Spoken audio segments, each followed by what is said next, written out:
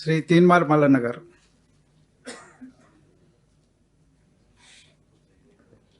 ధన్యవాదాలు అధ్యక్ష. బడ్జెట్ అంశం పైన మాట్లాడేందుకు అవకాశం కల్పించినందుకు తమరికి. అధ్యక్ష, బడ్జెట్ కేటాయింపులు ఆ తర్వాత ఈ బడ్జెట్ పైన విపక్ష నాయకులు చేసినటువంటి అంశాలను కొద్దిసేపటి నుంచి నేను పరిశీలిస్తూ ఉన్నాను. సో వాస్తవానికి విపక్షం నుంచి ఒక మంచి కాంప్లిమెంట్ ఏమన్నా వస్తుందేమో గవర్నమెంట్కి. ఈ బడ్జెట్ వాస్తవానికి దగ్గరగా రూపొందించబడ్డటువంటి బడ్జెటు, కనీసం అభినందన చేస్తారేమో అనేటువంటి ఎదురు చూపు ఇంతసేపు చూసిన అధ్యక్ష. కానీ ఎట్టి పరిస్థితిలో మేము చెడగొట్టినాం కాబట్టి మీరు కూడా చెడగొట్టాలనేటువంటి అంశం కడుపులో పెట్టుకొని మాట్లాడినట్టుగా ఇప్పటిదాకా మాట్లాడినటువంటి నాయకులకు చూస్తూ ఉంటే అర్థమైంది అధ్యక్ష. గత 10 ఏళ్ల నుంచి మేము అనేకమైనటువంటి అభివృద్ధి కార్యక్రమాలు చేసుకుంటూ పోయినాం. తద్వారా బంగారు తెలంగాణ అయిపోయింది అనేటువంటి అంశాలను కూడా వాళ్ళు మాట్లాడడం జరిగింది అధ్యక్ష. నేను ఒక్క నిమిషం వాళ్ళు మాట్లాడినటువంటి అంశాలను తీసుకొని తమరి ద్వారా ఈ సభ ముందు ఉంచదలుచుకున్న అధ్యక్ష. ఒకటి, అన్నిట్లలో నెంబర్ 1 చేసుకుంటూ పోయినరట. అన్నిట్లలో తెలంగాణ రాష్ట్రం నెంబర్ 1గా మారిపోయింది అనేటువంటి మాటను వాళ్ళు పదే పదే చెప్పుకుంటూ వచ్చినారు ఇంతకుముందుకు. దాంట్లో బంగారు తెలంగాణ అనేది ఒక అంశం. అసలు బంగారు తెలంగాణ అంటే ఏం సార్, నాకు అర్థం కాలే ఇప్పటిదాకా. నాకే కాదు, ఇది ఏ ప్రజానికానికి అర్థం కాలే బంగారు తెలంగాణ అంటే. సార్, నా దృష్టిలో బంగారు తెలంగాణ అంటే మా పేద వర్గాల పిల్లలకు కార్పొరేట్ లెవెల్లో విద్యను అందిస్తే బంగారు తెలంగాణ అవుతుంది సార్. మాకు మా పేద వర్గాల బిడ్డలకు కార్పొరేట్ లెవెల్లో వైద్యం అందినప్పుడు అది బంగారు తెలంగాణ అవుతుంది సార్. ఇవి పక్కకు పెట్టి బంగారు తెలంగాణ అనేటువంటి ఒక పదాన్ని సృష్టించి దాని చుట్టూ తెలంగాణ సమాజాన్ని తిప్పి అయిపోయిందని చెప్పి చేతులు లుప్పుకొని అవతల పడ్డారు. ఇవాళ నిజంగా 10 సంవత్సరాల పాటు అధ్యక్ష, అటు కేంద్రంలో ఉన్నటువంటి ప్రభుత్వం కానీ ఇటు రాష్ట్రంలో ఉన్నటువంటి ప్రభుత్వం కానీ వీళ్ళు సాధించిన ప్రగతి అన్ని రంగాల్లో నేను చెప్పదలుచుకున్న అధ్యక్ష. దయచేసి మా ఒక సభ్యులు కూడా లేరు కాబట్టి కొంత ఎక్కువ సమయాన్ని తమ ద్వారా రిక్వెస్ట్ చేస్తా ఉన్నాం అధ్యక్ష. వీళ్ళిద్దరు కలిసి అటు కేంద్రంలో ఉన్నటువంటి బీజేపీ ఎన్డీఏ ప్రభుత్వం కానీ ఇటు రాష్ట్రంలో గతంలో పనిచేసినటువంటి బీఆర్ఎస్ ప్రభుత్వం కానీ చేసిన ఘనత ఏంటంటే అధ్యక్ష, విద్యా రంగంలో మన తెలంగాణ రాష్ట్రాన్ని విద్యా సామర్థ్యాలలో మొత్తం 36 ఇంక్లూడింగ్ కేంద్ర పాలిత ప్రాంతాలు కలిపి తీసుకుంటే మన స్థానాన్ని 35వ స్థానానికి తీసుకొచ్చారు అధ్యక్ష. 35వ స్థానానికి మన విద్యా ప్రమాణాలు పడిపోయేటువంటి పరిస్థితికి తీసుకొచ్చారు అధ్యక్ష. ఇందులో నెంబర్ 1. ఇక వన మహోత్సవాలు చేసినామని చెప్తా ఉన్నారు అధ్యక్ష. వన మహోత్సవాలు పర్ఫార్మెన్స్ ఇండెక్స్ విషయం చెప్తా ఉన్నా నేను. వన మహోత్సవాలు మీరు ఒకసారి చూస్తే అధ్యక్ష, మొత్తం భారతదేశంలో ఉన్నటువంటి అన్ని రాష్ట్రాలలోకెల్లా అత్యధిక చెట్లు నరికిన రాష్ట్రం మొన్నటిదాకా మన తెలంగాణ రాష్ట్రమే అధ్యక్ష. ఇక రైతు సంక్షేమం గురించి మాట్లాడుతూ ఉన్నారు వాళ్ళు. ఒక్కసారి ఎన్సీఆర్బి లెక్కలు చూడండి అధ్యక్ష. రైతు ఆత్మహత్యల సంఖ్య ఏ స్థాయిలో ఉంది, ఎందుకు ఈ ఆత్మహత్యలు పెరిగిపోయినాయి, తెలంగాణ రాష్ట్రం నిజంగా రైతు సంక్షేమ రాజ్యమే అని చెప్పి కేసీఆర్ గారు గతంలో ప్రకటించినట్టుగా ఉంటే 7,800 మంది రైతులు ఎందుకు ఈ రాష్ట్రంలో ఆత్మహత్య చేసుకొని చనిపోయినారు.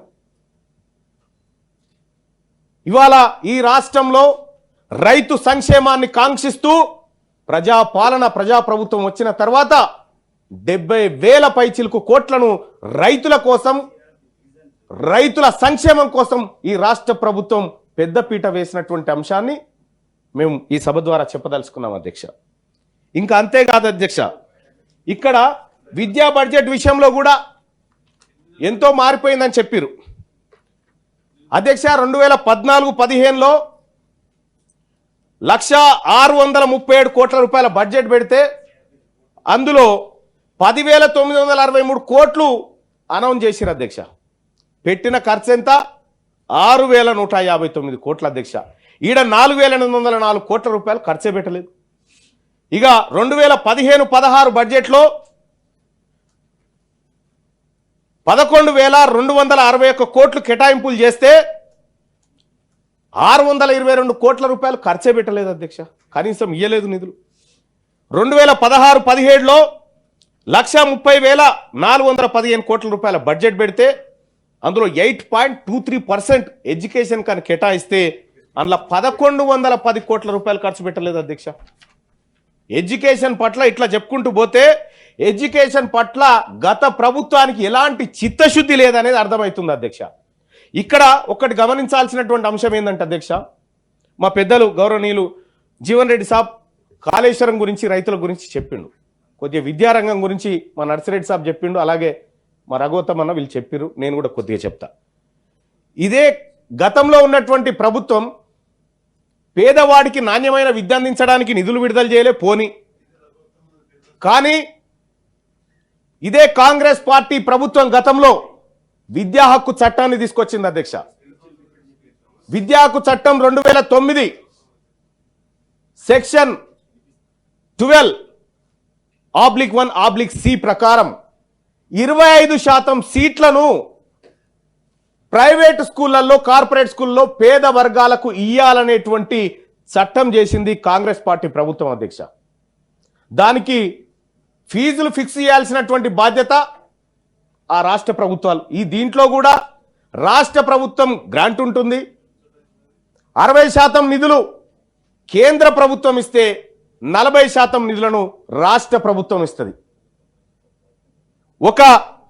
ఇవాళ నువ్వు పేద వర్గాల వారికి కార్పొరేట్ తరహాలో ఎడ్యుకేషన్ ఇచ్చే స్తోమత లేనప్పుడు ఆల్రెడీ ఉన్న కార్పొరేట్ స్కూళ్ళల్లో ఈ పేద వర్గాల బిడ్డలను చదివించేటువంటి అవకాశం చట్టం కల్పించిన తర్వాత కూడా గత పాలకులు, గత టీఆర్ఎస్ పార్టీ ప్రభుత్వం ఒక కమిటీనేసి ఇప్పటి వరకు అసలు ఫీజు రెగ్యులేటరీ కమిషన్ ఏం రిపోర్టే గతిలేదు ఇప్పటిదాకా.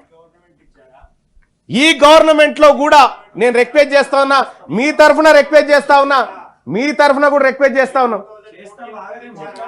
మాట్లాడుతున్నాం కదా, అది కూడా చెప్తాం కదా, ఎందుకు తొందర ఎందుకు, అది కూడా చెప్తాం కదా, అది కూడా చెప్తాం. కేవలం కార్పొరేట్ కాలేజీలతోటి కార్పొరేట్ వ్యవస్థతోని గత పాలకులు కుమ్మక్కైరు. ఈ ప్రజల పట్ల కన్సర్న్ ఉంది కాబట్టే కాంగ్రెస్ పార్టీ ప్రభుత్వం విద్యా హక్కు చట్టాన్ని తీసుకొచ్చి దాంట్లో సెక్షన్ 12(1)(c) ప్రకారం 25% సీట్లను పేద వర్గాలకు ఇవ్వాలని చెప్పినటువంటిది కాంగ్రెస్ పార్టీ ప్రభుత్వం. ఇది పేద వర్గాల కోసం ఆలోచించిన ప్రభుత్వం కాబట్టి ఇది తెస్తే ఫీజు రెగ్యులేటరీ కమిషన్ వేసి నివేదిక ఇవ్వకుండా జాప్యం చేసి శ్రీ చైతన్య నారాయణలతోని అంటగాగినటువంటి గత పాలకులు ఈ అంశం పైన మాట్లాడే హక్కు వాళ్ళకు లేదన్న విషయాన్ని 100% తొందర ఎందుకు, తప్పకుండా చెప్తాం. ఇవాళ మీ ఇప్పుడు ఎవరు కాగిరు అనేది ఇక్కడ అధ్యక్ష వాళ్ళకు సహజంగానే బాధ అనిపిస్తుంది కొంత. ఎందుకంటే వాళ్ళ బాధ చూస్తూ ఉంటే మాకు అర్థమవుతుంది అధ్యక్ష. మీరు చేయలేకనే అధ్యక్ష మొన్న వీళ్ళతో కాదని చెప్పే తెలంగాణ రాష్ట్ర ప్రజలు భావించి మీరు వద్దాయ అధికారంలో కానీ మాకు అప్పచెప్పినారు అధ్యక్ష. ఇవాళ ప్రజలు కూడా అదే చెప్పిరు, మీరు చేయలేరు అనేది ప్రజలు డిసైడ్ అయిపోయి మాకు అప్పచెప్పిరు కాబట్టి మేము ఇప్పుడు అధికార పక్షంలో ఉన్నాం అధ్యక్ష.